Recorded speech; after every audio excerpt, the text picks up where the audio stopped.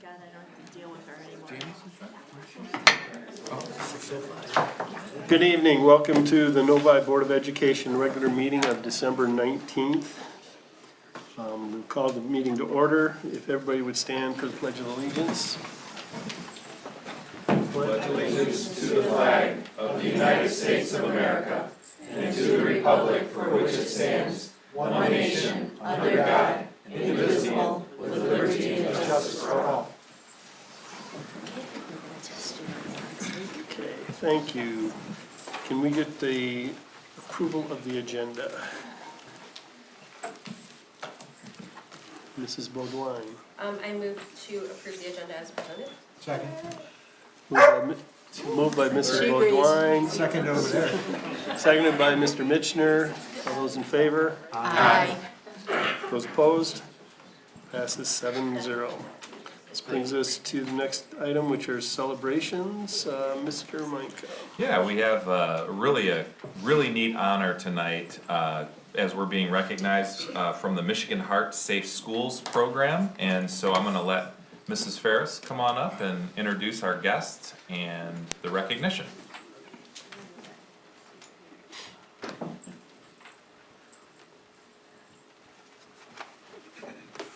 Hi everyone, my name is Kathy Ferris. I am the Supervisor of Medical Services for Novi. And with me today I have Gwen Fossey, who works with Michigan Heart Safe and Project Adam.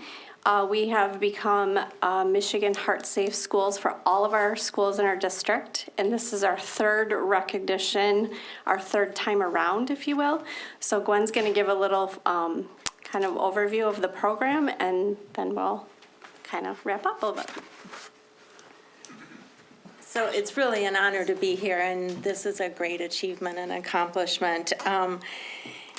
We know that most districts do not have all of their schools awarded as heart-safe schools. So this is relatively unique. We're always proud when that happens. I'm representing today the Michigan Alliance for Prevention of Sudden Cardiac Death in the Young, as well as Mott Children's Hospital, University of Michigan. We are the Project Adam affiliate from Michigan. Project Adam is a national organization that started in 1999 after the death of Adam Lemmel, who was playing basketball and had a sudden cardiac arrest and did not have benefit of preparedness that we know we can do better now. So, and the Alliance was convened by the Michigan Department of Health and Human Services. So it's stakeholders from all aspects of healthcare, education, athletics that have worked together to establish the My Heart Safe School program. So we are celebrating the fact that Novi is really prepared to save lives in schools. We know that about sudden cardiac arrest occurs in about 350,000 to 400,000 people in the United States each year. So it is a leading cause of death, and about 25,000 of those are youth. Most of them do not survive. We know the likelihood of survival is definitely far better if it's a witnessed event at a place where responders can do their part to make things better. And what a sudden cardiac arrest is that the heart is a muscle that should be squeezing and pumping blood to all parts of the body, and we particularly, of course, are concerned about the brain. And when it goes into a rhythm where it is just quivering instead of pumping, all the organs are in jeopardy.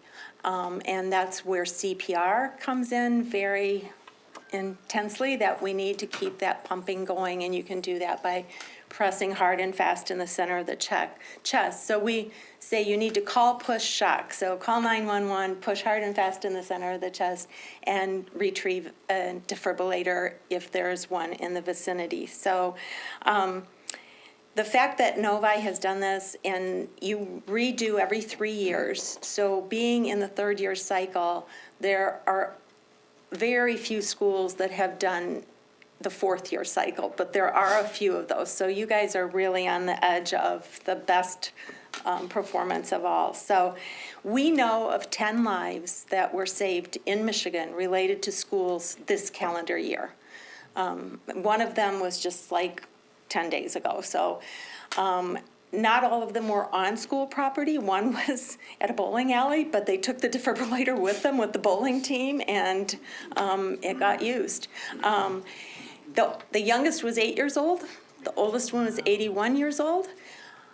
So this, if you have a heart, you're at risk. We don't know who all's at risk. So we want to be prepared to respond for anybody who needs that kind of response. It's been the Upper Peninsula, the Lower Peninsula, east to west. So it is estimated that about 1 in 70 schools will have a sudden cardiac arrest event at their school in the United States each year. So this is really making things much safer. And when I looked at your website and the district's vision, it starts out with limitless potential. And I'll tell you, staying alive is a good thing to give you limitless potential, and saving a life is another way to have that potential. So Mott Children's has been really proud to be a part of this program and working with the Department of Health and Human Services. Project Adam currently exists in 33 states. We were the 8th state to become a part of it. And what the criteria to be a heart-safe school includes is having a written cardiac emergency response plan, and we have samples of that for schools who need them, a response team, and 10% or more of the staff certified in CPR. We'd love the whole world to know at least how to do hands-only or compression-only CPR. And then having accessible defibrillators that are located in great places for the school, and that anybody could access them if the need arose. And that they're managed. We make sure that their batteries and pads are up to date and all that kind of stuff. And then simulating drills. So practice makes perfect, and so rehearsing is good. And then compliance with the Michigan High School Athletic Association requirements for athletes for the schools that are in the age group where that would be important. So the work that has been done here, I think special credit to Kathy Ferris and Danielle Stacer and Dennis Heisman, and certainly all the principals, the administrators. The athletics department has done a fabulous job, I am told by Kathy. And so all of the administrators, your support, the principals, everybody that is supporting is providing the infrastructure that allows this to be a success. So it is really an honor to be here to celebrate what has been achieved here, and I think we should give them a round of applause.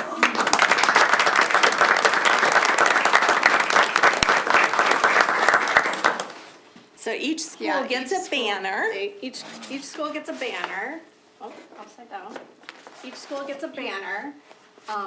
And a certificate. And then as they keep going, there will be stickers to put on when the renewals happen. And just, this is the 10th year that we've awarded schools. The first year we awarded 40. This year we awarded 726, which was record breaking, and the most for first timers. And we want this is something we do want to be contagious. We want schools around you to recognize that Novi has done this, and we should do it too. So, thank you. Thank you. Thank you.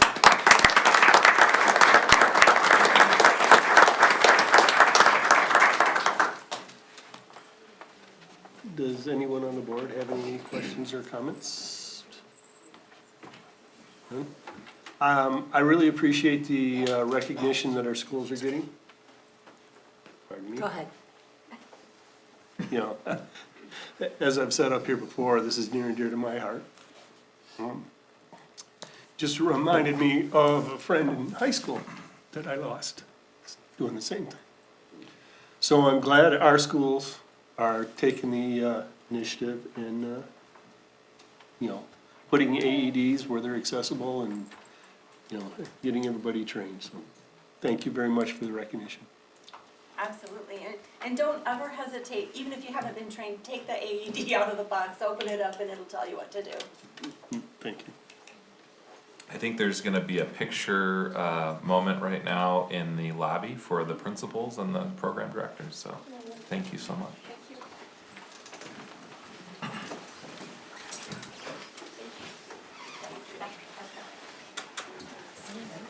I don't know if you want to. Should we continue on?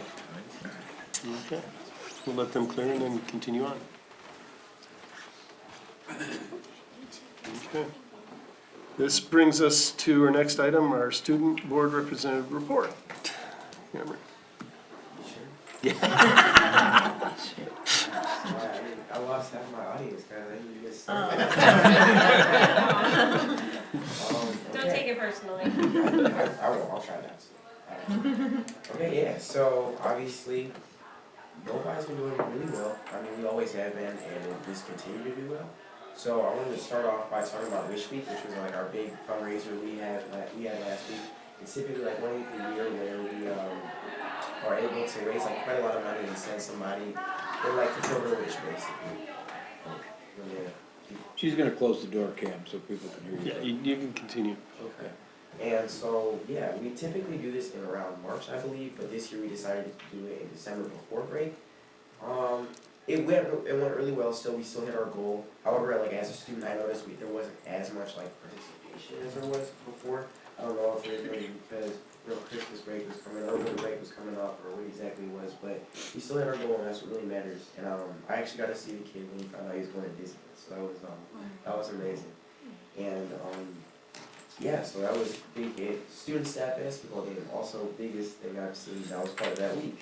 You know, people didn't do too much for the Spirit Days, but there were a lot of people at that basketball game, so it was nice to see somebody dunk on the third hour teaching.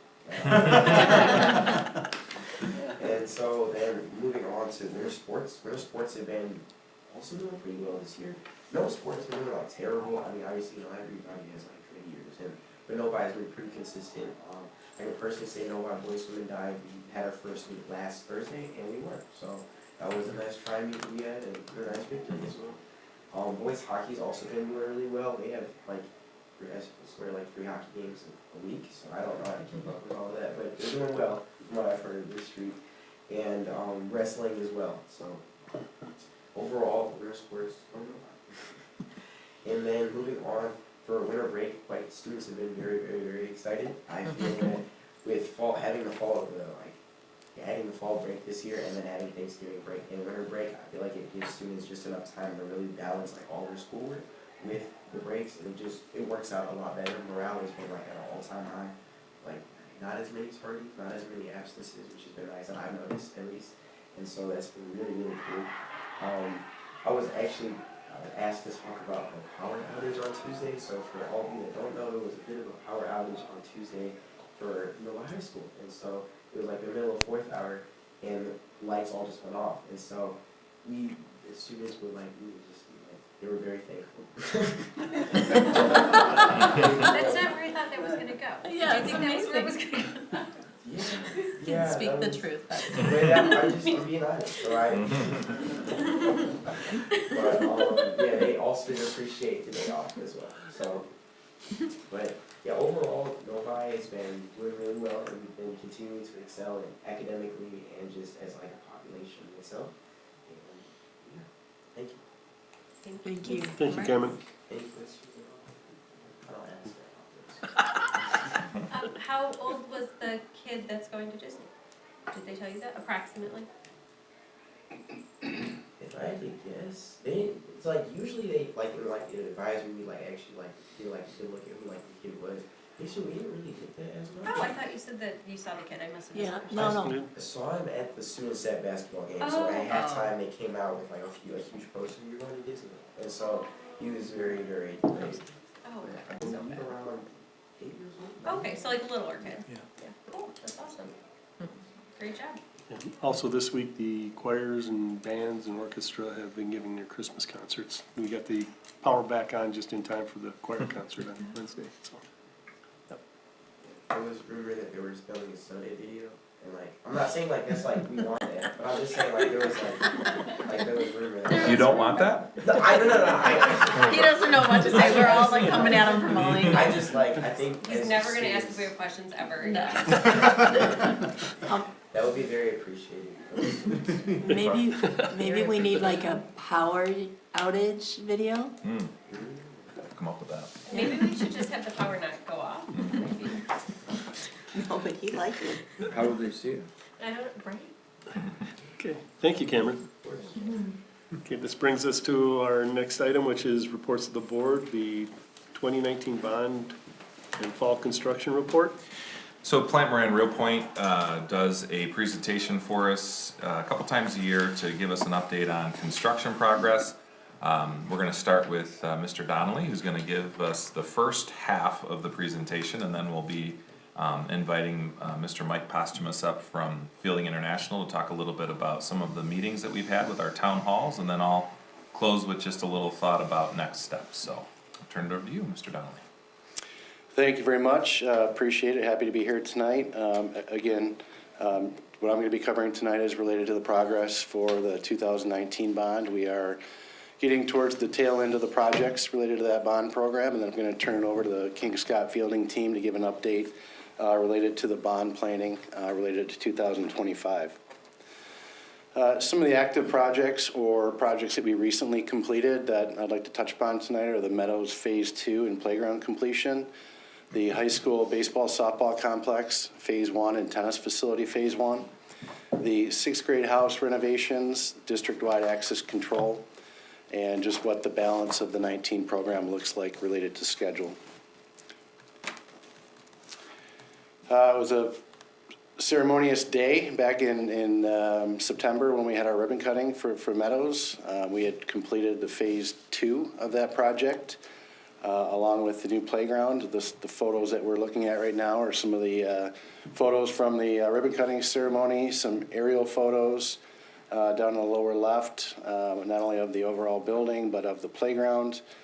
And you can see a lot of kids playing on the playground down in the lower right, which was good to see. Some other completion photos, a lot of which we're looking at here are the back of the building with the playground.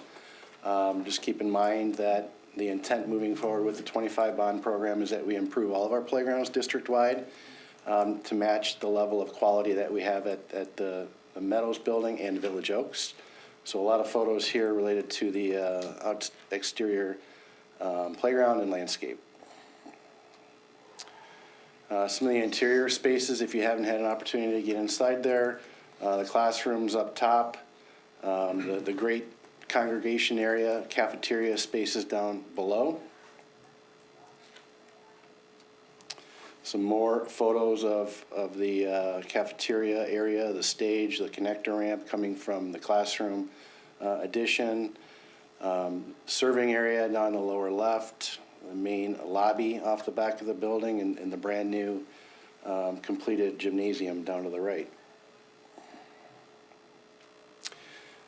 We started the high school baseball softball complex this past spring, and the goal was to have all weather related driven work completed by this time of year when the snow starts flying. And fortunately, you can see on the upper left-hand corner, the snow did come in early December.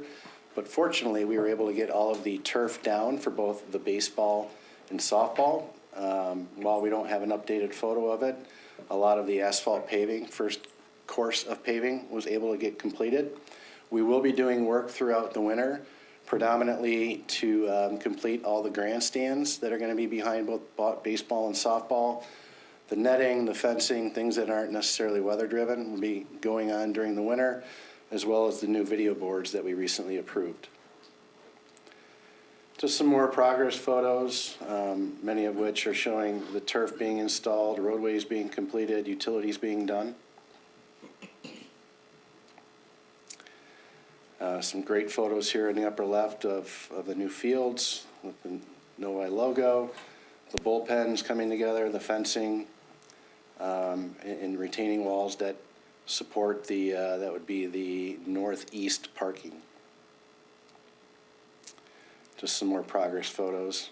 Dugout photos of the new dugouts, upper right.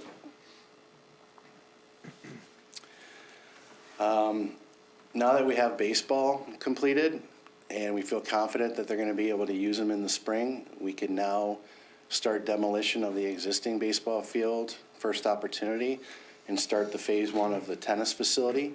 That work is anticipated to start as soon as the weather breaks, typically at the end of March, and then we'll be moving forward in earnest with phase one of the tennis facility.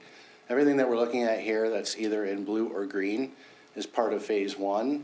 The hatched boxes to the north are part of phase two, which is a proposed dual in-court, 2 indoor courts as part of the 25 bond. One of the active projects, you probably can't see a lot here, but feel free to look at it at your leisure. This is the overall map of the 6th grade house that shows the different components and areas for different user groups. We have multiple user groups that are going to be part of that new building: adult ed, special ed, robotics, new administration, and the Japanese school. That work, just some renderings here of what those finished areas and new entryways are going to look like. But that work had started right at the conclusion of this school year and has been ongoing ever since.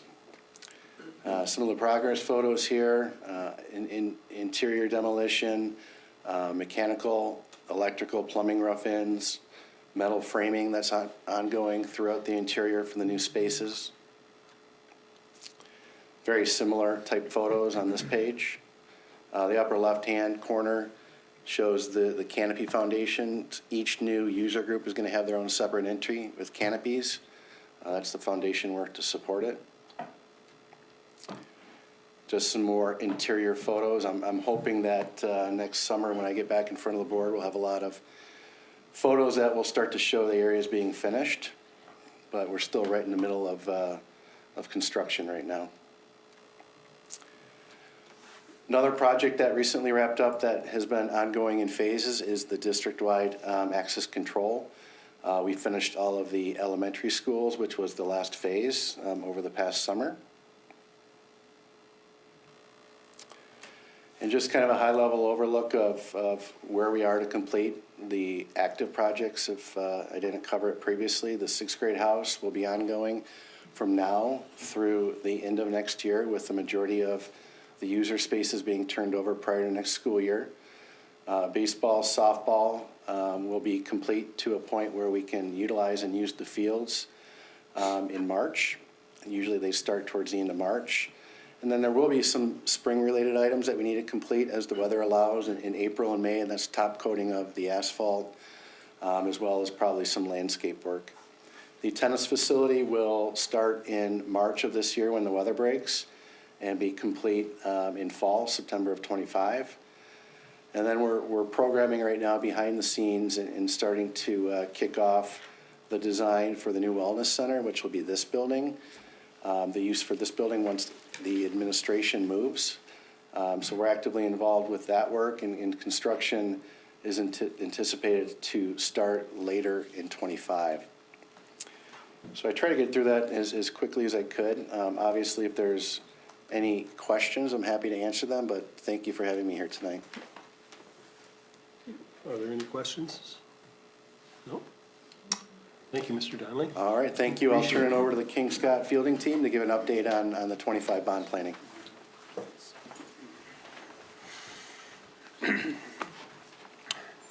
Thank you.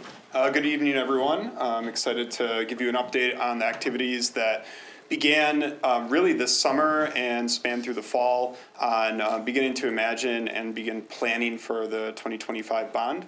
The first thing that's important to note is all of the work that we've been doing this fall is focused around truly trying to understand deeply Novi's mission, your vision, what you are aiming to achieve with teaching and learning, and the outcomes that you hope for students. So just framing, these are some of the guiding documents that we started the process with to learn as much as we can about Novi, so that we, as we move forward with concepts and ideas to explore with your community, that they are directly connected to your priorities and your vision. And so we've been really conducting and are concluding really this phase one step about discovery and visioning on what's possible, what's going on and what's possible. And we're moving into phase two as we come back from break, really beginning to dig into the programming, which will lead into concept designs. And so the big ideas have been gathered, and moving forward, we get to start looking at physical projects, concepts of design, and collecting feedback on those activities. This is an overview of all of the engagements that we were able to conduct this fall and winter, and highlighted in the bold green are the different community stakeholders that we've been able to work with.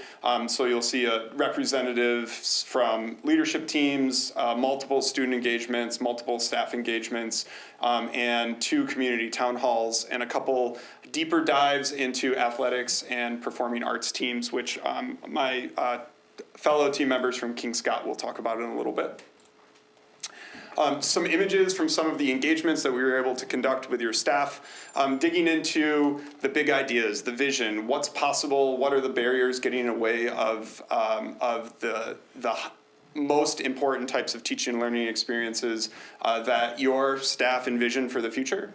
And so interactive workshops, some presentations, introducing ideas and concepts of other leading programs, both nationally and around the world, and collecting feedback on what really are the priorities for an opportunity to continue to update and enhance Novi. Student engagements were a major part of this fall, and I'll say it's certainly always a highlight to work directly with students. Many schools think about 21st century skills like collaboration and communication. They often call it the C's. I'd like to introduce 3 P's that surfaced for us related to many of the students that we had a chance to work with from your student council. Poise, passion, and professional. Your high school student council has been really a joy to work with and have provided a tremendous amount of insight into their perspectives and what they would hope a legacy being left for future Novi students might be. And they've also participated in the town halls that we conducted. And I'll talk a little bit more about those in a moment. So really trying to center the work on the voice of educators and students, and also community members. And I'll have our King Scott team members here come up and say a little bit about some of the deeper dives we've been able to do with athletics and performing arts. Yeah, thanks, Mike. So my name's John Davids, and I'm here with Stu Reich. And we are kind of co-leading the design of the athletics and performing arts parts of the building as kind of a lead off to the rest of the building projects, because those 2 parts of the building are very interrelated and will really be affected by the addition we put on in the future. So I also wanted to say that I've been designing schools for almost 40 years, and this is really the deepest I've ever gone into kind of understanding teaching and learning specifically in a district that we've ever done. So a lot of times architects start with kind of asking a teacher, what do you need in your room? We're really asking the students and the teachers, how do you want to teach? How do you want to learn? So we can really understand where Novi is heading with their vision and really design spaces that are kind of hyper-focused on that very specific kind of idea. So for the performing arts folks, I've met with them twice so far with all your faculty and staff members there. Had 2 great meetings to talk about what the future of performing arts and fine arts looks like in Novi. And that's kind of an ongoing process that will kick off again in January with our 3rd meeting. And Stu's been meeting with athletics as well. Yeah, the athletics team has been phenomenal. There's so many coaches that are both, teachers. Some coaches are just coaches. So we've had a lot of unique discussions with them. We've only met with them once. We're scheduled to do another meeting here in the next few weeks, probably after break. But they've been super supportive. It's been really interesting to see as we've talked to them about, and just to piggyback on what John was saying about thinking differently. It's not just about the X's and O's. It's more about how can these new learning spaces improve an athlete's performance, and how can an athlete's performance be affected by learning spaces and different methodologies. So it's been a really unique opportunity to talk to all the coaching staff and athletics department.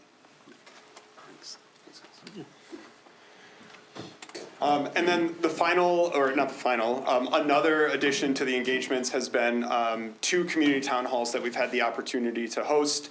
And these have featured 2 globally recognized leaders in kind of the future of learning, Dr. Young Zhao and Dr. Joseph South. One prolific author, former faculty at Michigan State University, that's Young Zhao. Dr. South is the Director of Innovation for the International Society for Technology and Education, and providing perspective on where is the world going with school, what is happening in the future, and what are some key ideas that Novi might want to think about with this opportunities to seize.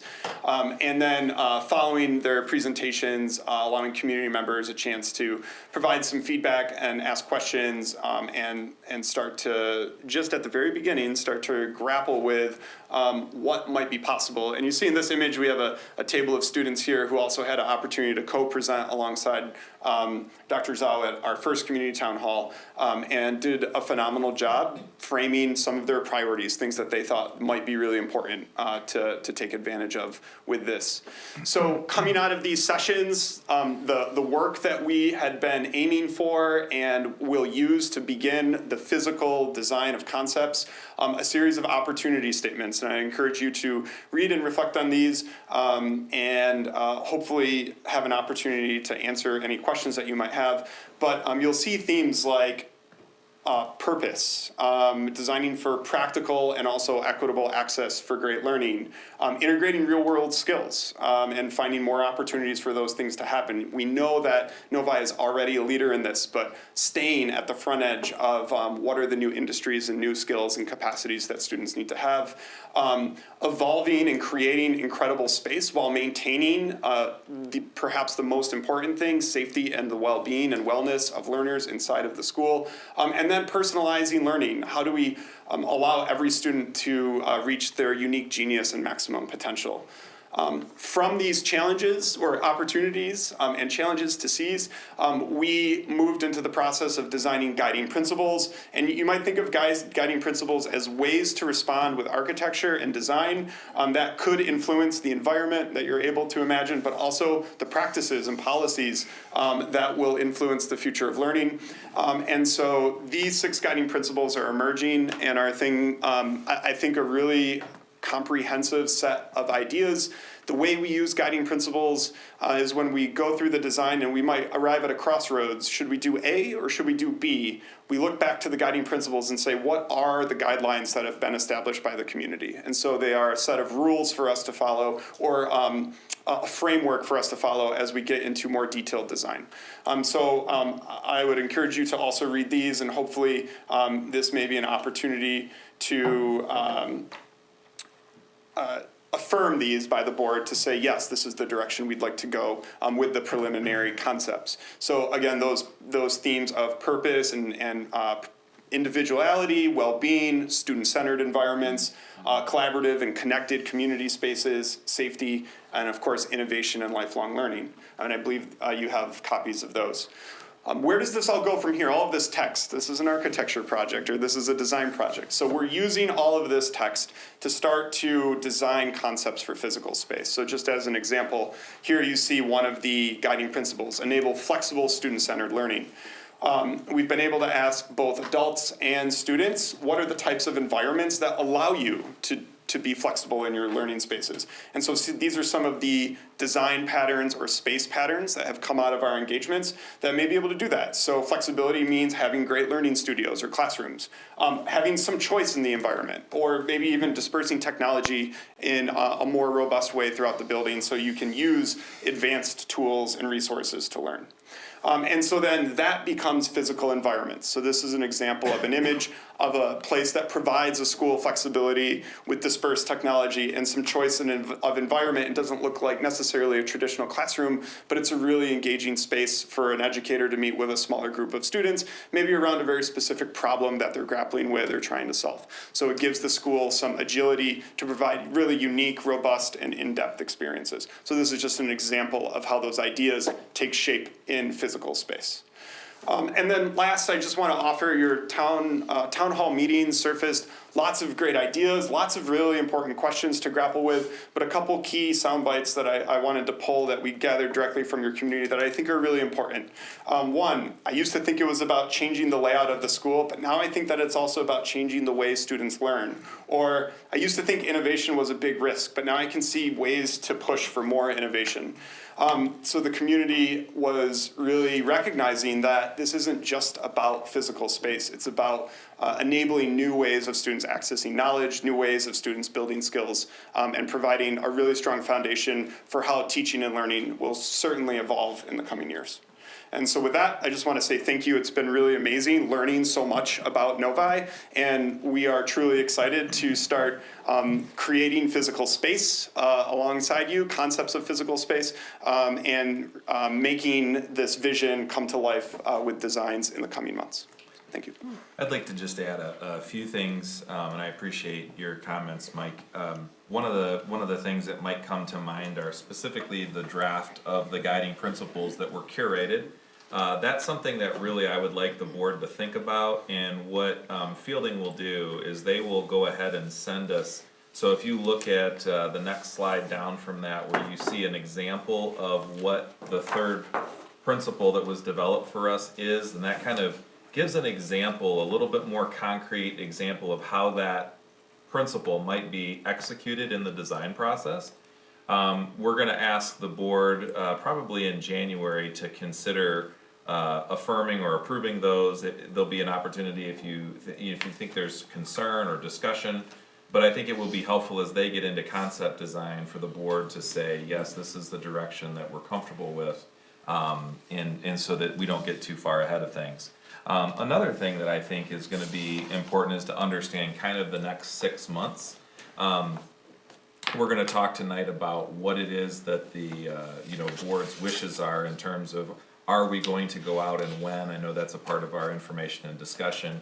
But another big key piece is going to be starting to meet with our bond committees and formulating those groups, and then having some probably some capital project committees of the whole, where we're gonna have people really doing some work sessions where, we'll have some of our partners coming in and sharing not only feedback that they're getting, but getting the feedback of the board as those concepts start to become a little bit more refined. And so I'd say first half of the year is likely that we'll need to start to engage this as a board, you as a board, a little bit deeper. So very appreciative of the work that's being done. And we'll have more to come in the coming months. So I don't know if there's any questions. I do. Mr. Menace. When we were doing the interviewing for the architect, the term waypointing came up quite a bit when we were discussing the high school.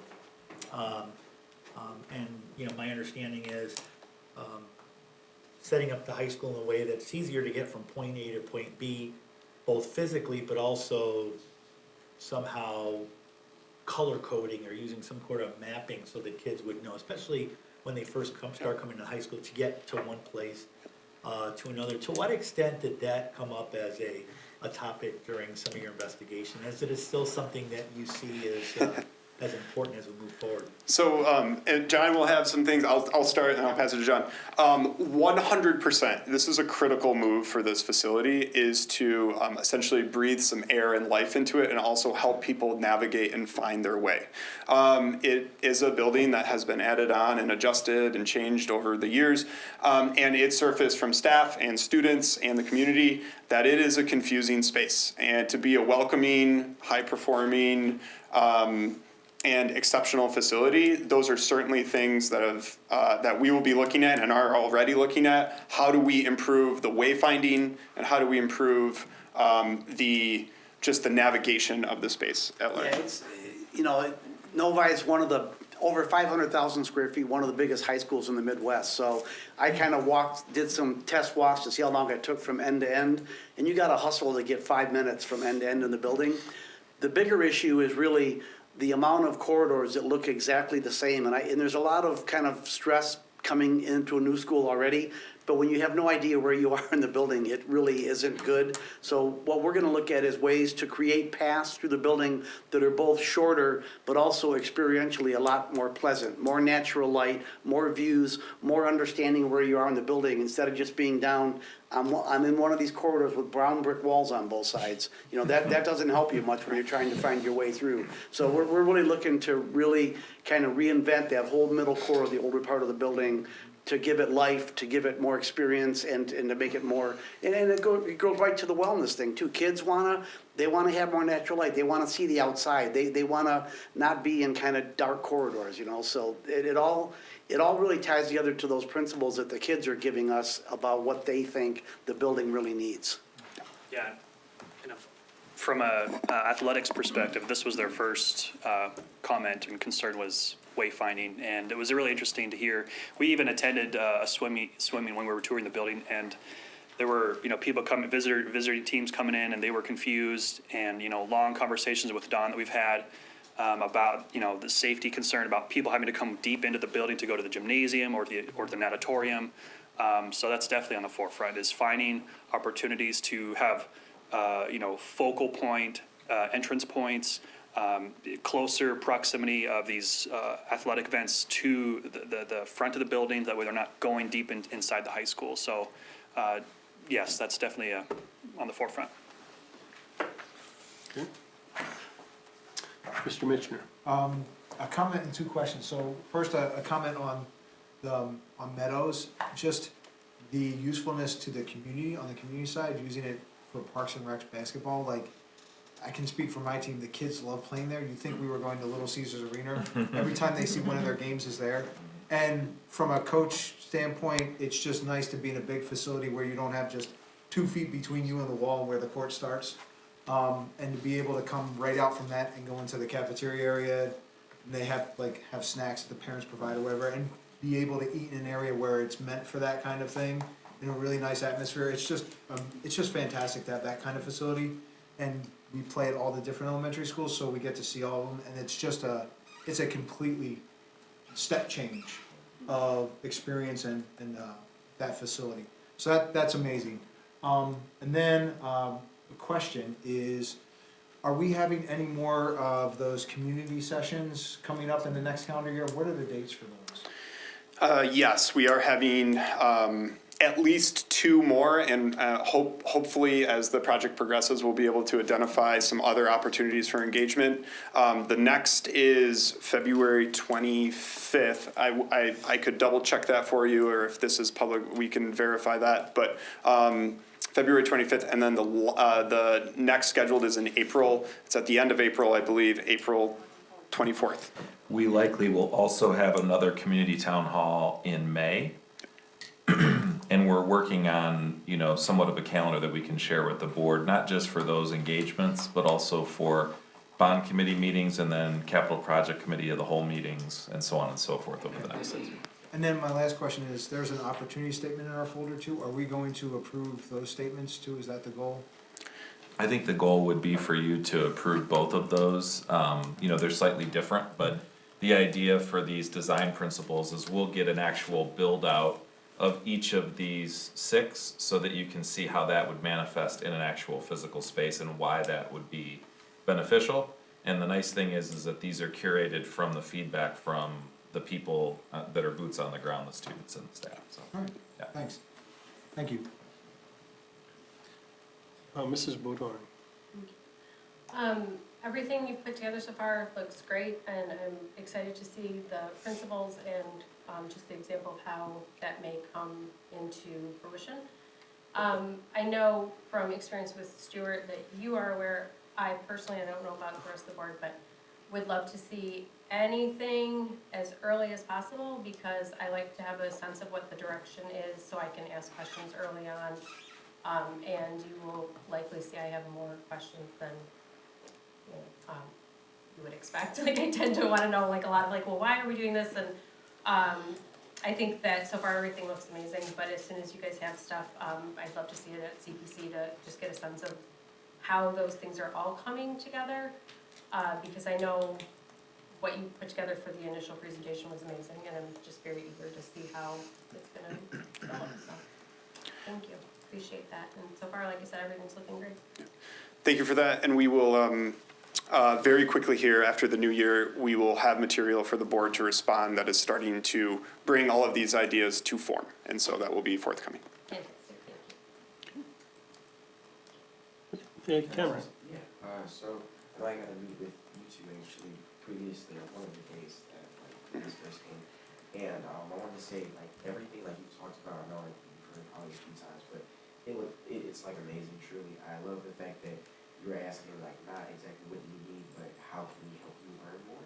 And like as a student and as like being a part of Novi and it like constantly like the world constantly changing and Novi evolving with that, it's like an amazing thing, truly. And I like to like say thank you for that, especially as a student. I have a younger brother who right now is a freshman, and so I like with a lot of these changes, he'll still be able to see that, and that's like really cool to be able to read that as well. Thanks, Cameron. Thank you, appreciate that. And Cameron is an incredible student. I just want to say this is at the core of why Fielding and King Scott does what we do, and we start this way, is because it allows us to arrive at the best possible design for your community, and this is an example of that. So, thank you. Thank you. No other questions? Thank you very much. We Thank you. appreciate it. This brings us to our next item, which is comments from the audience. Do we have any green cards? No, we do not. Not today. Anybody would like to address the board, please fill out a green card so we can get there. And not seeing a mad rush to the podium, I guess we can move on. This brings us to our consent agenda. In our consent agenda, we have the approval of the minutes from our regular meeting on November 14th, our work session meeting on December 12th, approval of bills for the check registry, purchase card, and board report for October, and approval of field trips, which would be the ice hockey field trip, the U of M Model UN, and another Model UN national trip, I do believe. So, motion, Mr. Mena. Yeah, I move that we approve consent item as presented. Support. Arm wrestle? No, I'm good. Moved by Mr. Mena, supported by Dr. Ruskin. All those in favor? Aye. All those opposed? Passes 7-0. Thank you. This brings us to our next item, which is donations. Mr. Meinko. All right, the Athletic Boosters, the District Athletic Boosters is presenting a generous donation in the amount of $7,027.75. The donation will cover the cost of strength and conditioning for the winter, as well as winter grants. And that there is for your approval tonight, and so the recommendation is that the school board accept the generous donation with appreciation and thanks. Do I have a motion? Mrs. Bodine. I move that the Novi Community School District Board of Education accept the generous donation in the total amount of $7,027.75 as presented with appreciation and thanks. Support. Moved by Mrs. Bodine, supported by Mrs. Roney. Do we have any questions or comments? No. It's great to see, it's great to see the athletic boosters and what they're actually doing. Typically, this has gone under the radar. Shooting machines and stuff for basketball, training equipment for other groups, and the strength and conditioning, which I'm sure the football team and would like to see more people in there, but it is being taken advantage of, so we appreciate it. And if I could say, like, in talking to being board members in other districts, we're really blessed here with some great booster groups, from athletic boosters to band boosters to orchestra boosters, and quite a few others. It's and of course our PTOs especially. They're all very strong here in comparison to a lot of other districts. So again, we're very fortunate. Yeah. No other comments? We'll call the question. All those in favor? Aye. All those opposed? Passes 7-0. This brings us to our action items. Personnel Report A, Mr. Meinko. All right, for the Personnel Report A, I will turn it over to Dr. Carino. Thank you. This evening, we have several candidates for your consideration and approval. Kirsten Collins is being recommended for a Board Certified Behavior Analyst, or BCBA for short, at Orchard Hills. Kirsten has previously worked as a BCBA at Blossom Children's Center in Novi and a private therapy office in Dearborn.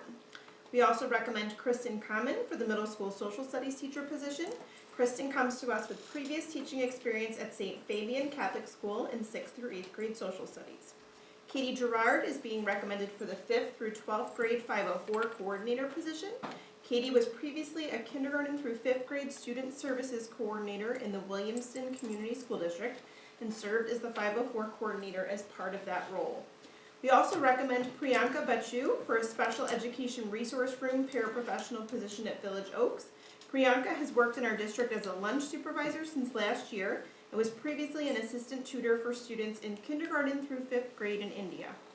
Junia Coelho is being recommended as a special education resource room paraprofessional at Novi Woods. Junia has worked as an accounts payable specialist and administrative assistant in Brazil prior to coming to Novi. We also recommend Krutika Rathat for a self-contained special education paraprofessional position at Novi Meadows. Krutika previously worked at Novi Woods and Novi Meadows as a noon aide and was a primary teacher in India. Jennifer Stakowski is also being recommended this evening for a self-contained special education paraprofessional position at Orchard Hills. Jennifer also previously worked in the district as a noon aide and guest special education paraprofessional. She also worked as an assistant teacher before coming to Novi. Finally, we bring forward 2 recommendations in our maintenance group. Cole Damon is being recommended for the skilled electrician position. Cole previously worked as an apprentice and journeyman electrician with various companies. And finally, we recommend Kiefer Hurt to the maintenance technician position. Kiefer most recently worked as the facilities maintenance assistant for the city of Novi. We also have a few resignations and a retirement. Mary Abraham, administrative assistant at Novi Middle School, will be retiring effective December 31st. We thank her for her many years of service in Novi. Lindsay McLaren, self-contained special education paraprofessional at Village Oaks, and Elizabeth Young, art teacher in the career prep program, have both resigned. And this concludes tonight's personnel report A. Thank you. Can I get a motion, Mr. Mitchner? Yes, I move that the Novi Community School District Board of Education adopts the personnel report recommendations as presented. Support? Moved by Mr. Mitchner, supported by Dr. Ruskin. Any comments or questions? Seeing none, call the question. All those in favor? Aye. All those opposed? Passes 7-0. Should we go through B first and then do our introductions? Sure. This brings us to personnel report B. Mr. Micah. Thank you. This is an exciting time for us because we've made a slight adjustment in just some of our structure in terms of internal staffing, and I think it would be helpful for those that are watching, and also I know the board, you've been aware of the conversations through dialogue and things like that, but I'd like Mr. Jeremini as well as Dr. Carino to just not only introduce the candidate, but share a little bit about, you know, how we got to this point and kind of made the recommendation that we're making. Sure, thank you. So as you know, we had a structure in our department that was aligned sort of as a universal team where everybody shared responsibilities and there was lots of overlap. But our focus for those roles was K-12. And the emphasis in our department in terms of the staffing that we had was a lot of secondary team members. So I myself am was a physics teacher, high school focused, high school principal. Everybody else on the team pretty much was a secondary person. And so we saw this opportunity when our director of curriculum and assessment took a position elsewhere to restructure our department. Some of the feedback that we received from our staff was that they really wanted to see somebody with elementary experience dedicated within the department. And so we took that opportunity and restructured a little bit. So our team now is Director of Secondary Education, Director of Elementary Education, and then we continue with Director of ELD, State and Federal Programs, Directors of Special Education, Supervisor of Special Education. So we still have a great team, but we've just adjusted our focus a little bit to be responsive to our staff needs and make sure that we're attending to everybody's needs, including our students. Every transition's an opportunity, right? So like this is our opportunity to make a transition that I think is going to be really good for our department. Awesome. We are very excited to present Personnel Report B this evening. We bring forward Laura Bidlack for consideration for the Director of Elementary Education position. Laura comes to us with extensive elementary experience working as an elementary principal in Rochester since 2018. She also has special education leadership experience. Prior to going into administration, Laura was an elementary learning consultant and a kindergarten through third grade special education teacher. We are excited for her to join the teaching and learning department and believe she will be a great asset to our K through 6 buildings. Thank you. Thank you. Well, with that introduction, I will look for a motion. Dr. Ruskin. I make a motion that the Novi Community School District Board of Education approve Laura Bidlack as noted above. Support. Moved by Dr. Ruskin, supported by Mr. Mena. Any questions or comments? Seeing none, we'll call the question. All those in favor? Aye. All those opposed? Passes 7-0. Welcome, and we'll do our introductions. Okay, first Best up part of the night. is Kristen Common.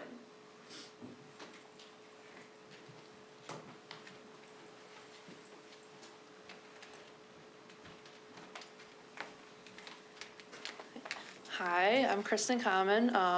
As you know, I come from St. Fabian in Farmington. I taught 6th, 7th, and 8th grade social studies. I was also on our yearbook team. I also worked with student council as well. I helped lead that. I've worked with kids for 7 years now. I'm a camp director in Plymouth at Camp Mirage. So I help run the camps there. Super fun, pre-K to 8th grade. So I've kind of been all over the place. And I've also been long-term subbing in Farmington, so I'm really excited to be a part of the Novi community. So thanks for having me and approving me as well. Welcome. Next up is our 504 coordinator for 5th through 12th grade, Kate. Hi, I'm Katie Gerard, and I come to you from the Lansing area. I grew up in Okemos, Michigan, and graduated from Okemos, and found myself in Williamston as a 4th grade teacher, and then got moved to 2nd grade. I've done a little bit of 6th grade, and then went into a support position where I really help students with a wide variety of needs, which really got me interested in 504s and access to education and how we give that to all students. And so I'm really excited to be here with Novi and get the opportunity to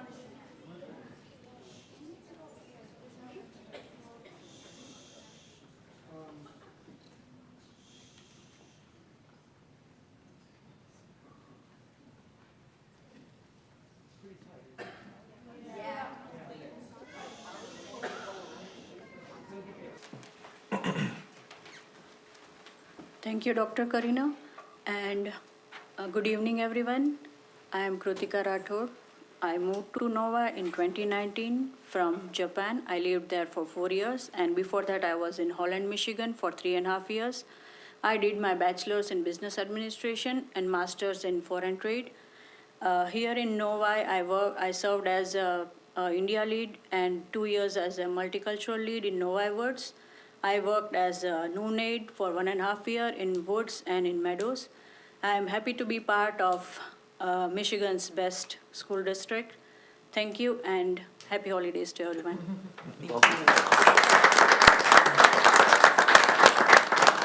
Next up is Jennifer, a self-contained paraprofessional at Orchard Hills. Hello everyone, my name is Jennifer Stokowski. I started as an assistant daycare teacher a few years ago, and I enjoyed children very much and just fell in love with that. And then my son is actually in the Orchard Hills Elementary School as well, so I decided to pursue that and was substitute paraproing there starting last year, and then started noonating there this year and just loved it so much there that I decided to apply to be a permanent para. And I'm enjoying it very much and learning a lot and enjoy the kids very well. And thank you so much for having me here, and I'm very excited for my new role. Welcome. Keeper Hurd.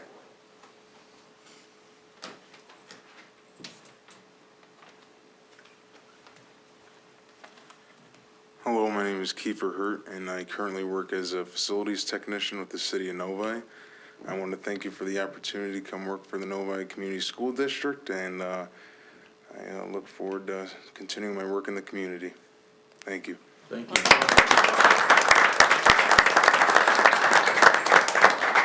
And last but certainly not least, Laura Bidlack.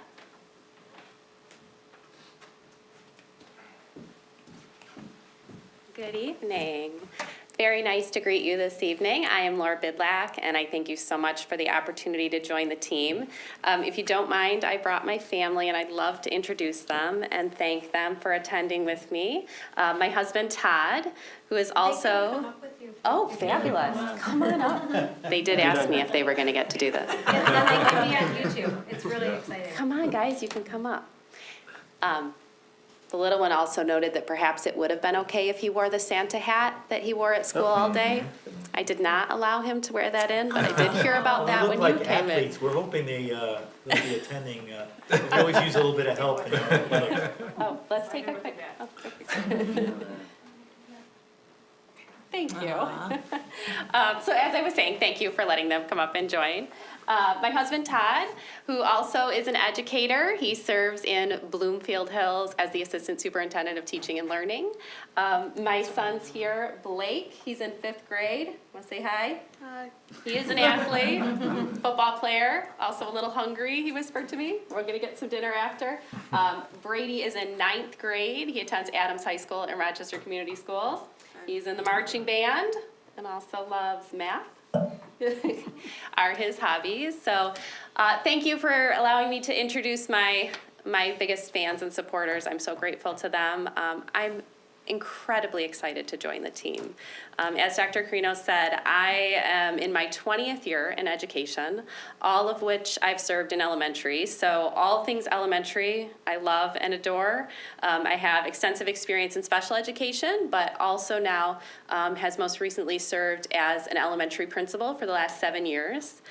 So very hard to leave a wonderful community that I was a part of in Rochester. All of my years have been in Rochester. But I'm extremely eager and excited to join the team. I look forward to meeting more of the teachers and the staff and the students. I've met some of the administrative team. Everyone is wonderful. So that this has just been a great opportunity to even, join this team. I'm completely, tremendously excited. So thank you for that, and I look forward to being here in January.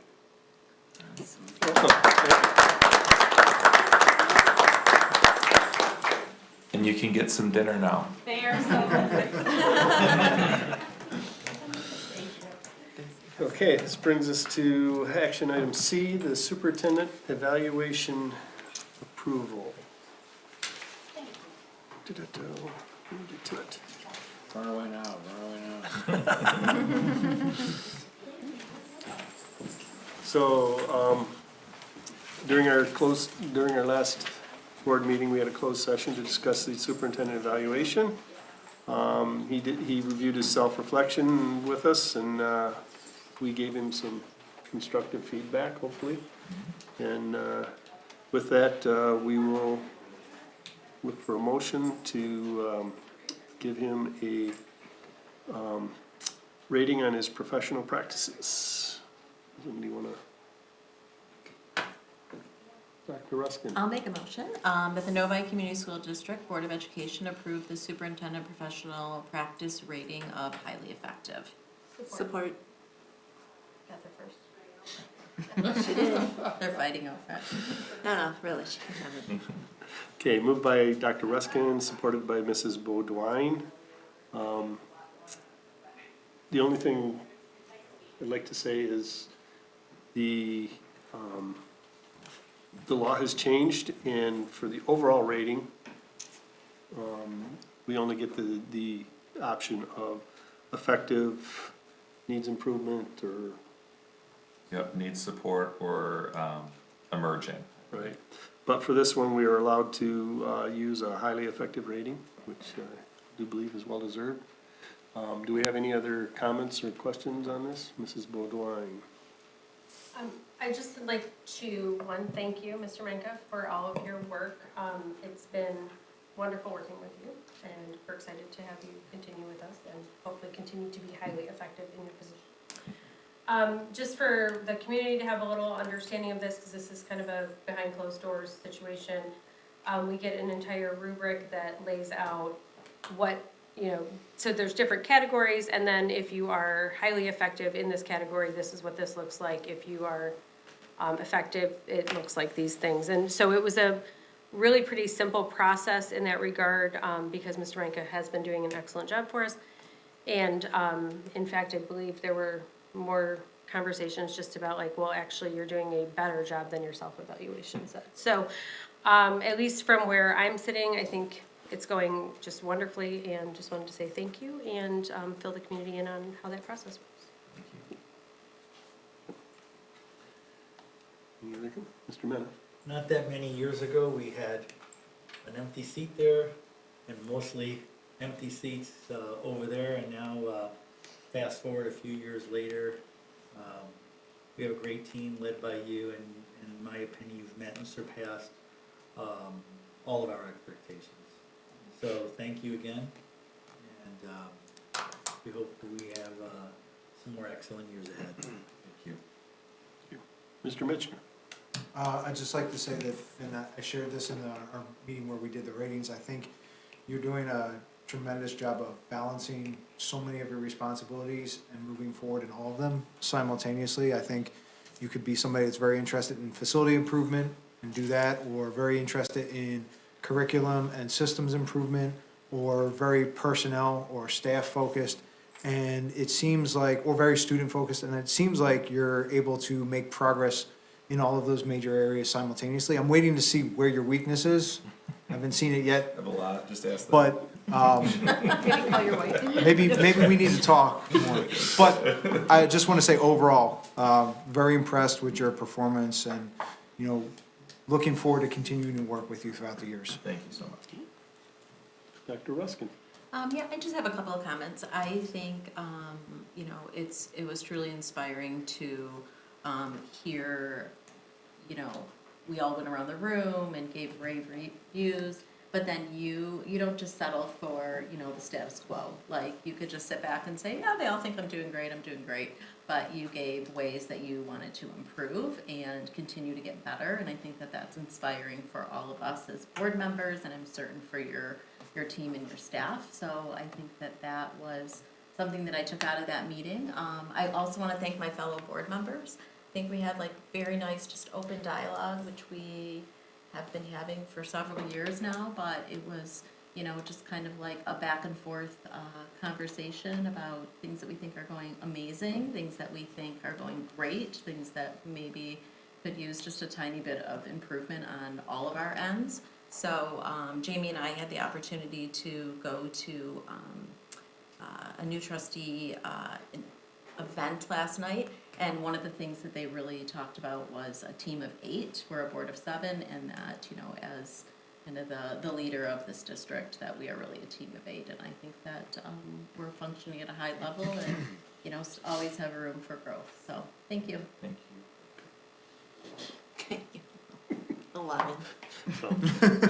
Mr. Cook was pointing out our other team members here. Right. Yes.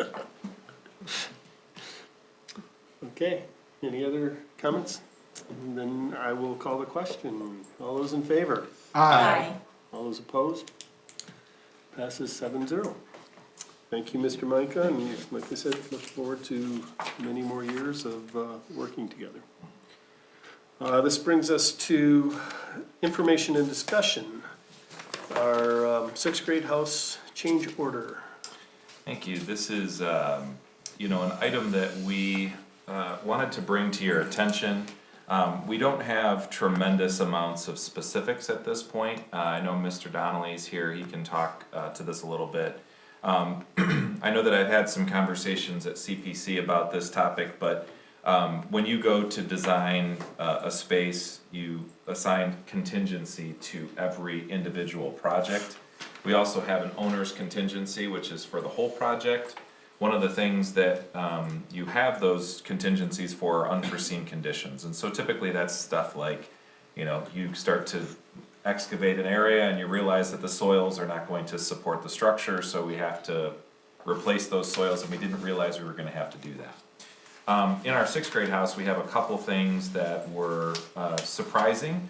One of them was that the walls behind some of the drywall soffits did not actually go all the way to the roof.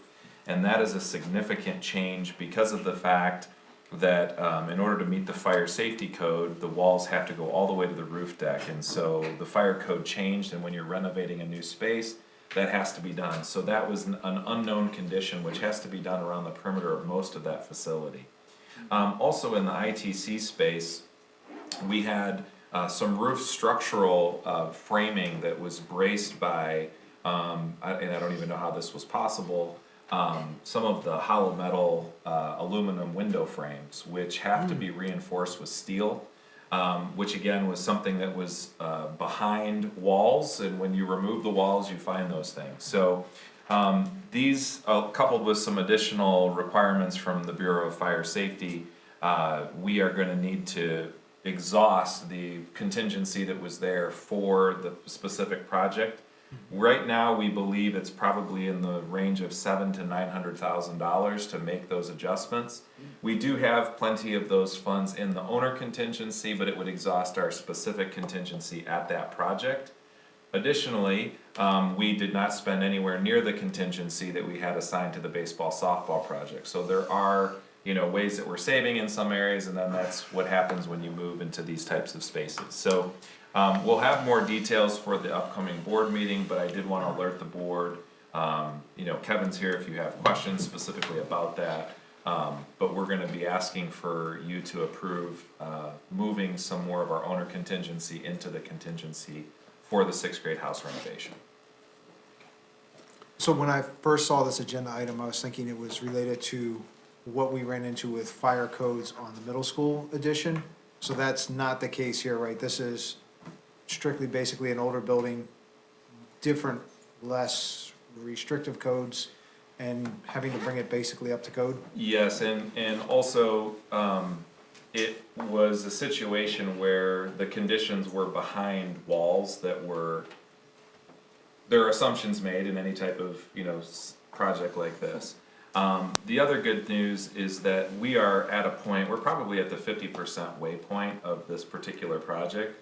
And so the nice thing is we've uncovered the vast majority of unforeseen conditions at this point, right? There's, all the walls are opened up, the ceilings are opened up and things like that. So yeah, this is really about that building, the age it was built, and what's now needed in 2024 is different than 40, to 50 years ago when the building was constructed. Gotcha. So it's like an episode of Property Brothers when they tear down a wall and they're like, oops, that was low bearing. Now, Exactly. now we have to make some costs. Maybe you don't get a new bathroom. Okay. Exactly. They Gotcha. did not tear down a wall and find out that the roof fell in though. I just wanna, Yeah, we were fortunate about that. that's not what happened.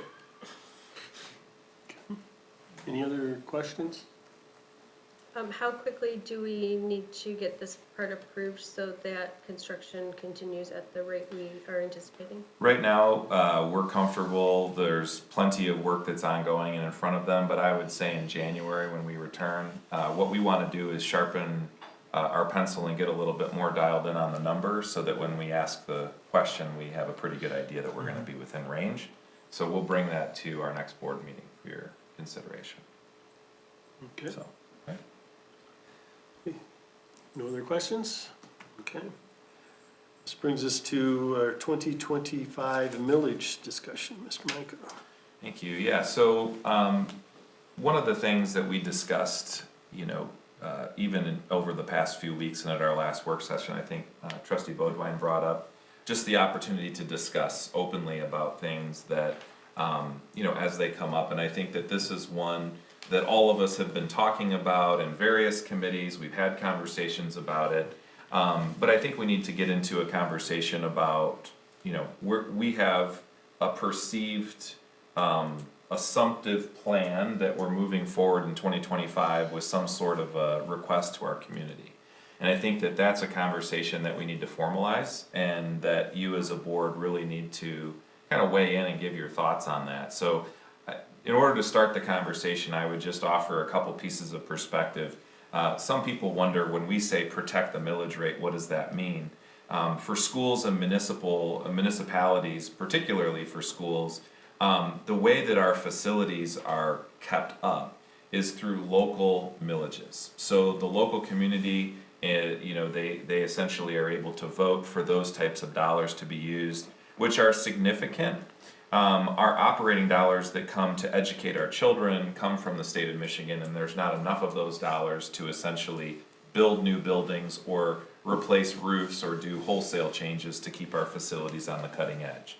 So what happens is the community will support at a certain level of millage, and then as that millage passes and the construction happens and the school district thrives, the property values in that community rise.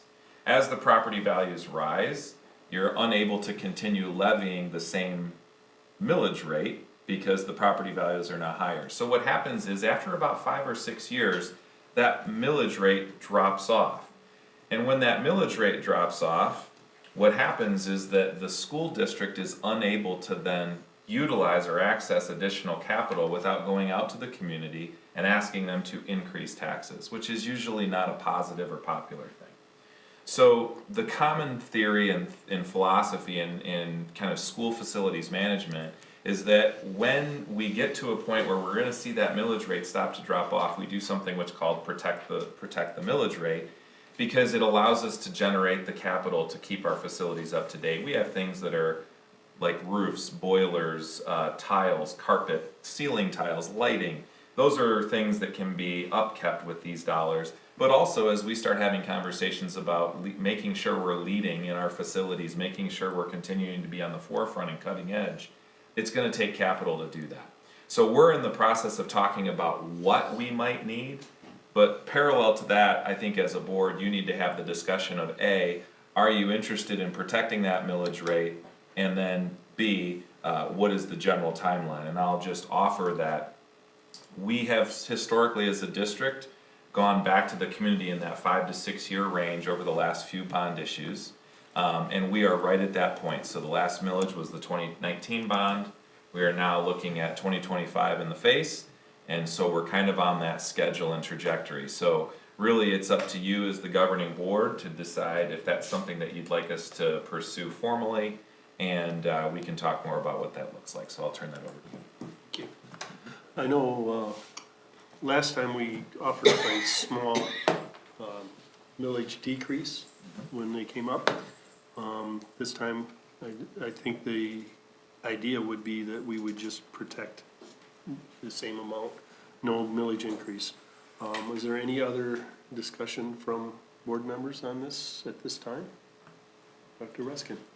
So my limited experience from 2019 was that, I always turn to our owner's rep to kind of determine that tipping point, right? Because there is a point where if you don't go out for that additional millage rate at that time, that you find yourself in a space where the millage would then increase, correct? That's Is that correct. right? Okay. So, my feeling on it is I'm certain that those conversations have been happening in capital projects and that we've reached out and received some advice from our owner's rep that this would be the time that would need to happen. Or it would be an ideal time to happen so that we don't fall into a space where if we do need the capital and do go out for a millage, that there would be an increase in the tax rate. Yeah, that's exactly right. And just to, piggyback on your point, right now it looks like all financial projections from municipal advisors would suggest that that is likely to happen in the early parts of 2026. The property values come out again in May, so we'll know a little bit more specific concrete detail of when that would shift. But what we can say pretty affirmatively is that time is coming in within the next year and a half or so. I mean, it's probably late 2025, early 26 is what we're looking at related to that. Yeah. Mr. Misher. Yeah, I would just say I definitely support, maintaining the millage because it allows us to do things like the Novi Meadows building. I think Mr. Mahalski's robotics class was just honored in, they went to, the name of the state function escapes me, but they were one of the only programs in the state of Michigan that had a industrial robotics class in the 6th grade level. And they got a special invite and they were They got to demonstrate the robot doing a robot dance party in front of, I think, the CEO of AT&T.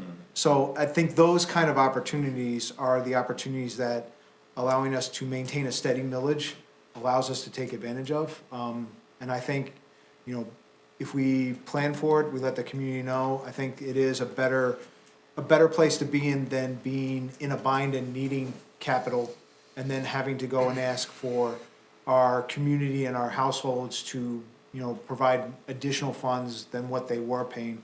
I think this is a good way for us to just, everybody keeps paying in the same rate that they're used to. We're not asking for anything more, but it does give us substantial opportunity to improve our facilities and keep us at the forefront. Mrs. Beaudoin.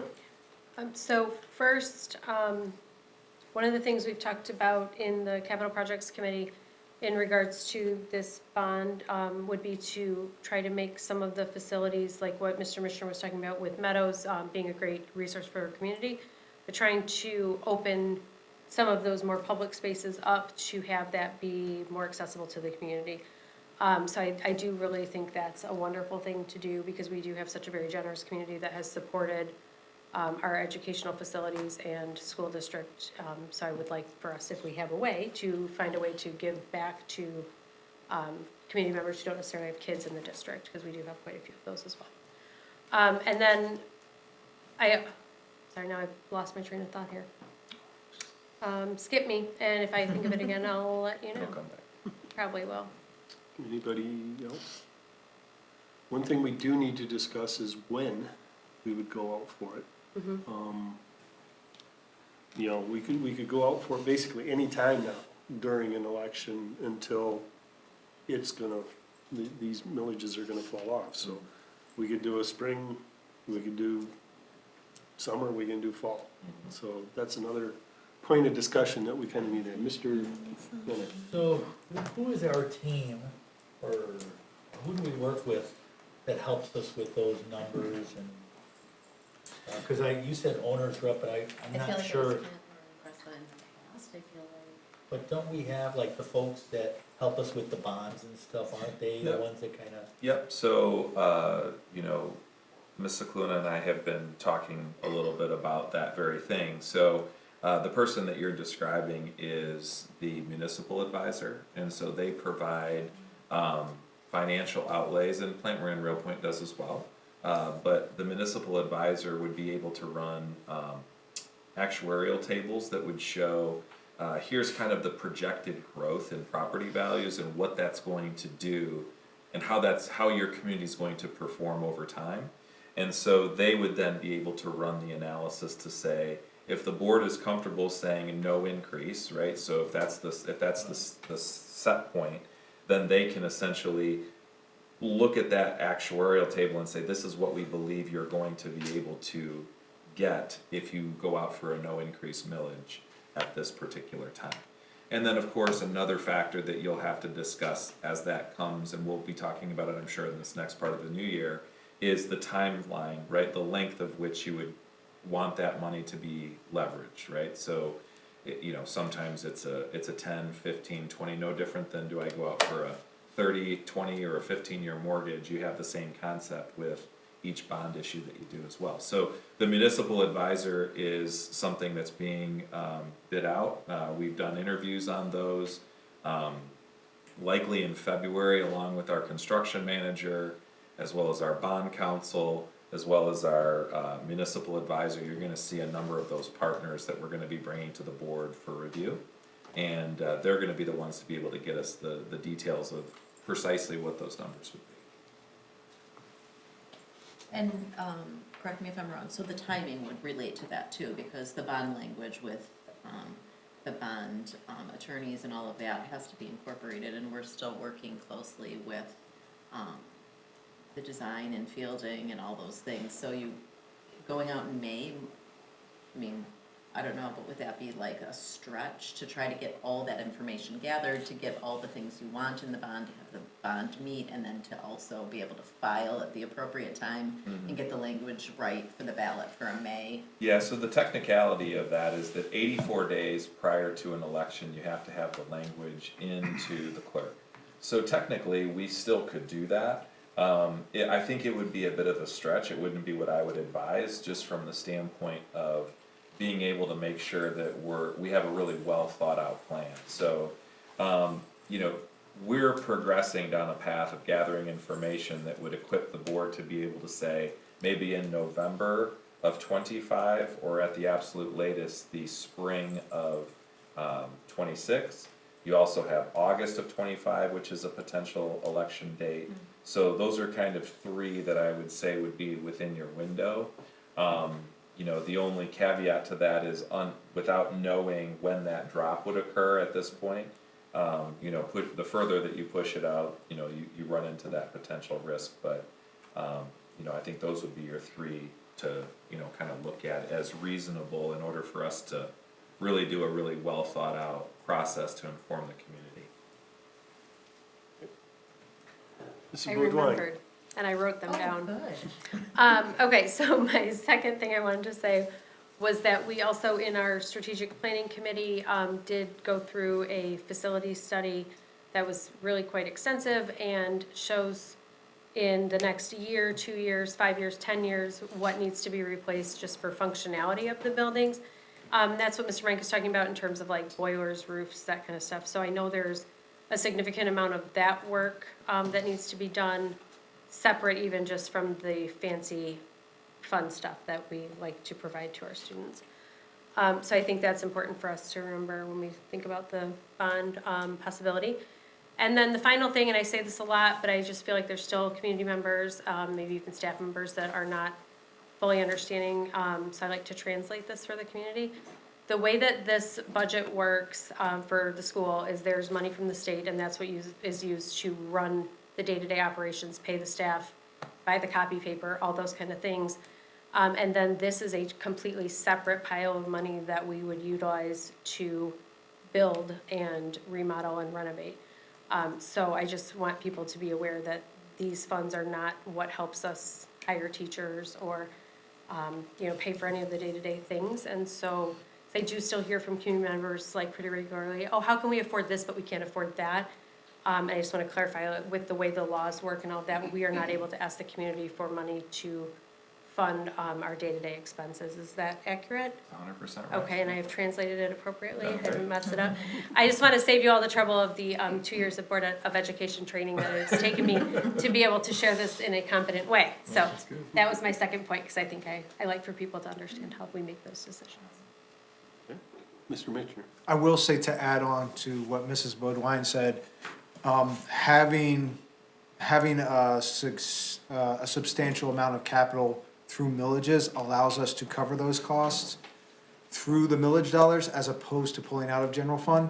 So while we can't do general fund dollar stuff with millages, and they're very specific, if we didn't have the millage, we would have to use general fund dollars to fund those things. So we can't fund educational programs or staff with millage dollars, but if we didn't have the millage dollars, then some of the things that those millage dollars would have been used for would have to come out of the general fund and hurt what we can do with education and hiring staff. So the money can only flow one way. So if we can use the general fund and just focus on our staff and our education, because we have a supportive community that's investing in the structure and the facilities, then we can do more on both fronts. So I think it's another reason why it is important that, you know, we do go out and ask the community support for this, and we do ask that the community is supportive of this, because while we can't use those funds for those education and staff issues that are near and dear to a lot of us parents that have kids in the district,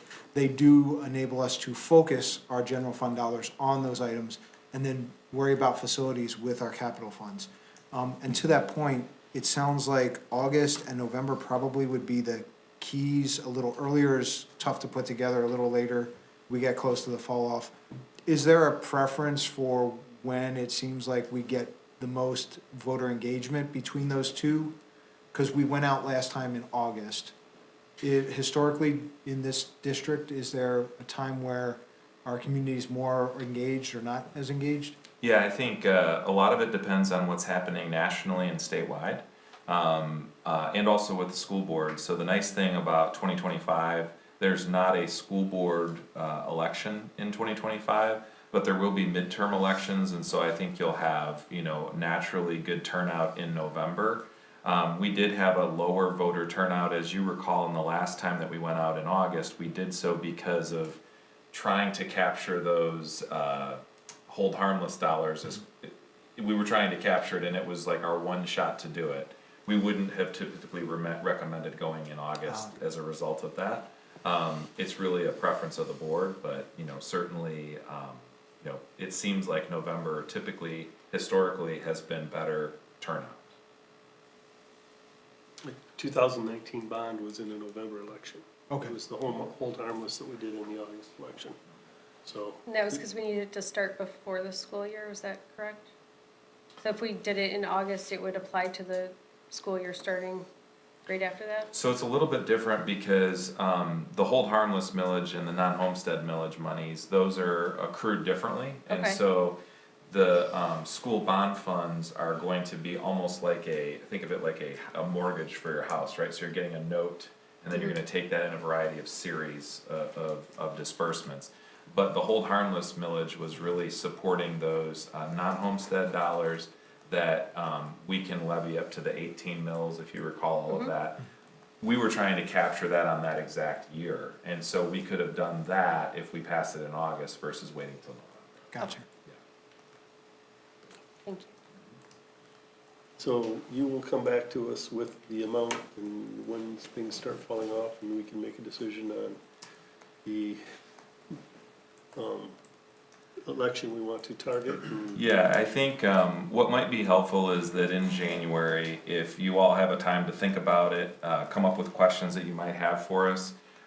It might be good to put this back on the agenda for, not that you're gonna be voting, there'll be multiple voting times in the next year. So one thing that might be nice is for you to vote to say, we plan to go out in blank, you know, fill in the blank of what the date is that, so that just keeps us moving in a trajectory, and we can, assuming that's what you want us to do, we can continue to move down that path. There's also going to have to be approvals for our partners that are going to be helping us develop those dollars and those numbers that we're gonna have, including the language on the ballot. There's also going to be a point this next year where you're gonna be reviewing over multiple meetings bond language if you're going out, and the amounts and what that's gonna say. You'll have to approve that as well. So there'll be probably 3 or 4 board approval points over the next 6 months to get us to that point. Okay. One Ms. more. Baudouin. Mr. Manko, would you also share just very briefly what the current vision of what we would be doing with that money would be? Yeah, I mean, I think that that's part of what we're trying to gather right now through this process is to determine what this looks like. We know that K through 12, there are needs. Obviously, the New Meadows building doesn't have needs because it's brand new. But we've had conversations about our middle school and some of the things that need to be done there just to, you know, keep up. And we talk about our strategic plan and the common, you know, equitable facilities and that common standard. You know, we need to think about that through line. And most notably, our high school is our most tired building. That's why you heard Johnny talking about that tonight. It's a building that has been added onto for a long time, and so I think if there is an opportunity and the board would support us looking at rethinking that building and updating it to 2025, 2026, 2027 standards. I think that there are some elementary schools that are gonna need some things. Orchard Hills in particular is gonna have some needs that are both, you know, possibly more structural in nature as well as just general bringing it up to the same standard of the other buildings. I think elementary playgrounds are things that we've talked extensively about and making them more accessible. We've talked about a number of things that I'll just say are the more non-exciting things, but they're the, you know, roofs and boilers and, you know, parking lots and things like that. So I think that the list is pretty extensive. However, really the vision that we're trying to come from the ground up is what are the students, the staff, the community saying, and then how does that square with what the board is feeling they would like to approve, and then ultimately we'll have a plan that we can ask the community for. Thank you. Yeah. Any other questions or comments or ideas? Okay. Seeing none, we'll wait for your report back to us on that. All right. This brings us to our committee reports. The only committee we had, and the last one is our capital projects committee, Mr. Nana. Yeah, we had a robust meeting last Thursday, and the outcome or the output from that meeting was a lot of what you saw tonight. We discussed, as we discussed today, the 2019 bond project update, the 2025 bond planning update, as well as getting some in-depth information on some of the sixth grade house contingency issues. And then we also got an update on our construction manager search. This brings us to our superintendent report. Mr. Micah. Yeah, just real briefly, would like to say that everybody is excited about the end of the day tomorrow. And they are eagerly awaiting whether or not there's going to be a big enough snowstorm tonight. And we're getting a lot of calls. I have texted, or I have put a little message on Twitter, but I think that, you know, we were on a call today. You know, we'll see what it looks like early in the morning, but forecast doesn't look super promising for a snow day, but it is going to be a great day for our last day to launch into the winter break. Appreciate our staff and our community for all of the support this first half of the year, and really our staff is well deserved the break that's coming for them. Briefly, I'd just like to say thank you for your kind words. This is a team. I'm just the beneficiary of really great people, some of which are here, but many of whom are not here. And also all of you at this table, I really do feel just supported by all of you, and it's a tremendous place to be able to support kids and staff and care about the work that we do. So thank you for all of that. And I'll be very, very brief because I know he wants to kind of fly under the radar, but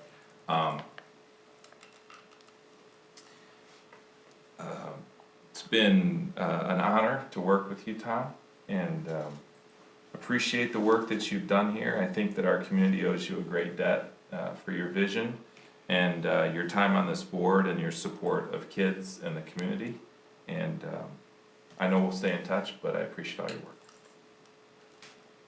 Thank you. Okay. Brings us to our administrative reports. Ms. Cicluna.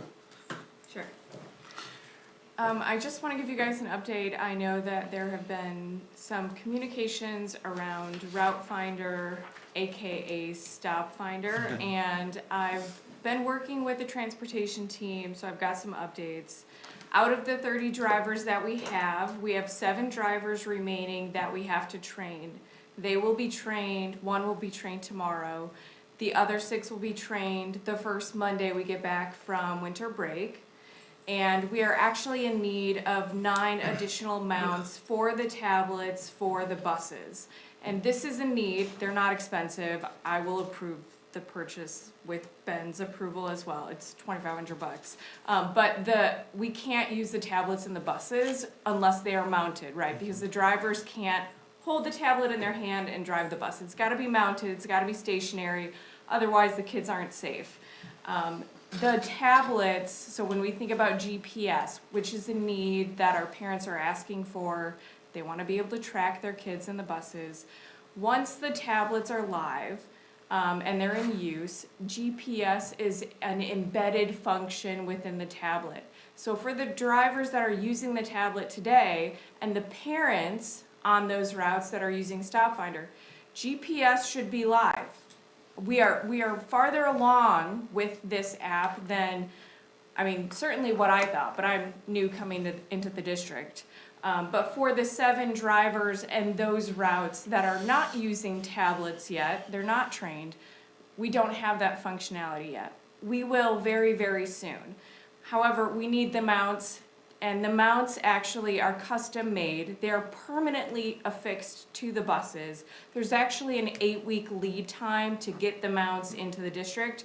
So there's gonna be a delay to get those mounts on the buses, which is why I talked to the Stop Finder team today. I said, give me the work order, I'll get it approved, let's get these on the buses so that, you know, we can deliver on the promises we made to the community. So I'm sure it's in my inbox. I'll talk to you about it tomorrow, Ben. We'll just get this over the finish line. So that's where we're at with that. We're a lot closer to the finish line than I think a lot of us thought. So I think it's good news. We're getting there. We'll be there in the Q1 2025. Also related to transportation and the EV vans, I think questions have come up now that they're delivered and we're gonna get them wrapped. What are the vehicle use protocols? I did reach out to like a listserv email. I received some great examples of some protocols from other districts across the state. Cindy's been out this week, but I'm gonna share some of these examples with her when we get back from break, and we're gonna put something together, share it with the team. Actually, with Stop Finder, there is another function in that app called Trip Finder, which we can use if we wanna utilize the vans and we wanna say, let's use this for a field trip. They can submit something through Trip Finder for 10 people or less, submit it through the app, and I mean through the district, not parents.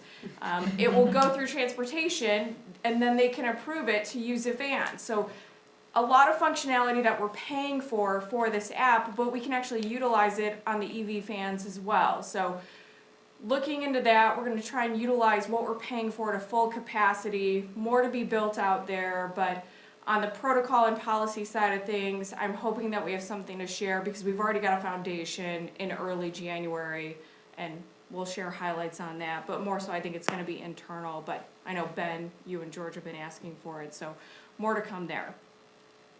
Just some highlights and some happy stuff. Every month our food service team publishes a s'more newsletter, and this month Ivana Chester, who has been with the district for 20 years, she serves our children at Deerfield. They just celebrated her, and I just wanted to say thank you, Ivana, for all that you do. 20 years is amazing. I know we've got a lot of people in the district who have, you know, dedicated that amount of time, but that's incredible, so I just wanted to give a shout out. And then also, I know that Cameron actually mentioned this about the power outage. Mike actually was in a meeting with us earlier today. He did mention that DTE is planning on working on the electrical panel that we've had the issues generating the power outages at the high school. They will be working on that during winter break. So hopefully, sorry high school students, it gets remedied over winter break and we don't have these issues going to January. But yeah, so heads up there. Thanks. Thank you. Dr. Carino. Thank you. I would just like to thank Kathy Ferris, Danielle Stacer, and Dennis Heisman for their efforts in getting our Healthy Heart Safe Schools recognition. They've done a tremendous amount of work to get that up on, going in every building, and I just want to say thank you to them and all of the administrative and the teams in each building. So thank you to them. We are excited to kick off in January a staff retention task force. So we will be meeting with administrators and then extrapolating and extending that to district staff to hear what they would like and what they would need to want to stay in the district. So we want to talk to veteran staff who've been here a really long time about the things that they appreciate in our district and make them want to stay. We want to talk to new staff who have only been here for a few months to a year to 5 years and hear what they like, what they've heard maybe in other districts that they're doing that would make them want to stay more here. But really listen to the people that are doing the work in the trenches about what would make them feel appreciated more than we are already doing, because we want to make sure that we're making efforts to keep the wonderfully talented staff that we have. We're also kicking off some wellness initiatives in January. Rosalie Johnson is hard at work planning some events when we get back, so we're excited to share that with staff. We are in the throes of looking at our wellness center planning. We met with our design team to be able to start looking at some renderings, and we're looking forward to bringing that to you and update you in the coming months. And I just wanted to share a really nice anecdotal note about our therapy dog program. I received a video this week about a selectively mute student who teachers have not heard the child say any word while she has been here. And she spoke to the therapy dog for the very first time. And so teachers heard her voice for the very first time at school. And that just shows the powerful nature of this program. And so I just really wanted to say thank you for supporting it. It is meaningful and makes a difference. And we are looking forward to expanding it as time goes on. I just want to wish all of our staff a very happy holiday if they celebrate, and a wonderful break. Like Mr. Micah said, it's been really nice to have this calendar with, kind of intermittent breaks throughout the fall. But I know everybody has worked hard, and it is a well-deserved break, so I just wanted to say thank you and to enjoy the time off. Thank you. Thank you. No, Mr. Giramini doesn't like being at meetings unless he's absolutely required, so we will let him talk. Who likes being at meetings? Who likes being at? Nobody likes being at meetings. Thank you, Mr. Cook. I would like to start by just saying how excited I am to welcome Laura Bidlack to this team. She's going to be a tremendous asset to our team and to our district, as I'm sure you can tell.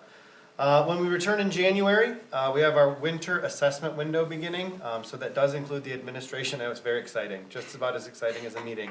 It does include administration of the iReady diagnostic. That'll give us a nice comprehensive mid-year update of our students' learning progress. We'll use that to guide adjustment decisions about strategies and structures that we're using to support students' growth. So I'm looking forward to seeing that information at the end of January. And I will join my colleagues in wishing everyone a safe and healthy, relaxing break. It's very well deserved, and I'm very excited to see everybody in the new year. Thank you. This brings us to our board communication. Does anybody on the board have something they would like to say? Ms. Bodine. Just would like to thank our staff and students and families for all of their hard work the first half of this year.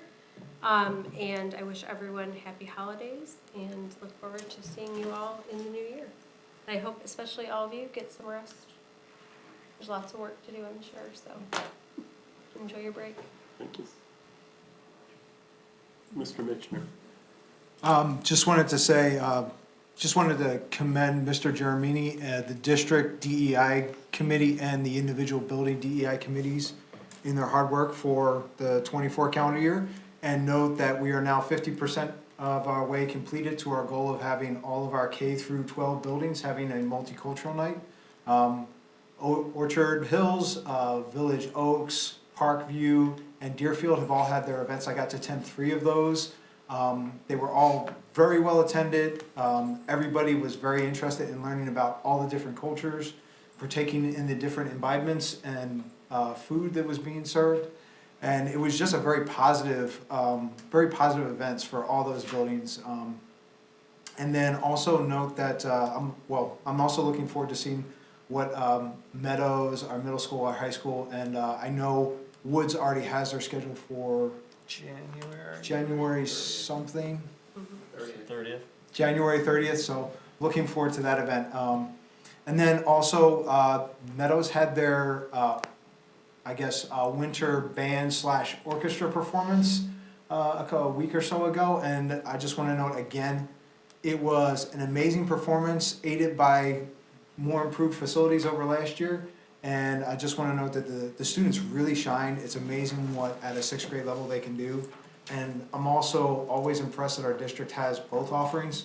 I know that was not my experience in K through 12, but to see a full band of just 6th graders and a full orchestra of also 6th graders, that we have that much talent and interest and support in the district and the community to be able to put that on is fantastic, and they performed at very high levels. It was really nice to hear.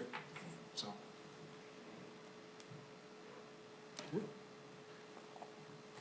Dr. Ruskin. A couple things. I had the opportunity with my fellow board member Mary Ann and incoming board member Jamie to be on the podcast this morning.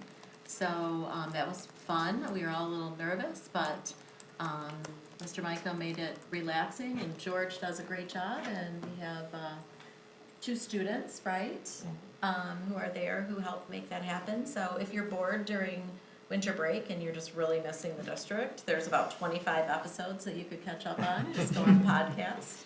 I went to the Oakland County School Board Association dinner last night, and that was nice to network with some other colleagues from throughout the district. I'm a little slow, and I heard you guys say that there's 11 team members. So my friends at the table here, you, of course, are part of the team, but if we're gonna be really like technical, we could call it a 1,000-person team. I didn't want you to feel slighted over there, so. I didn't realize you were all talking about that until like a few minutes after. Yeah, I was like, what are they talking about? But then we had moved on to subjects, so, no.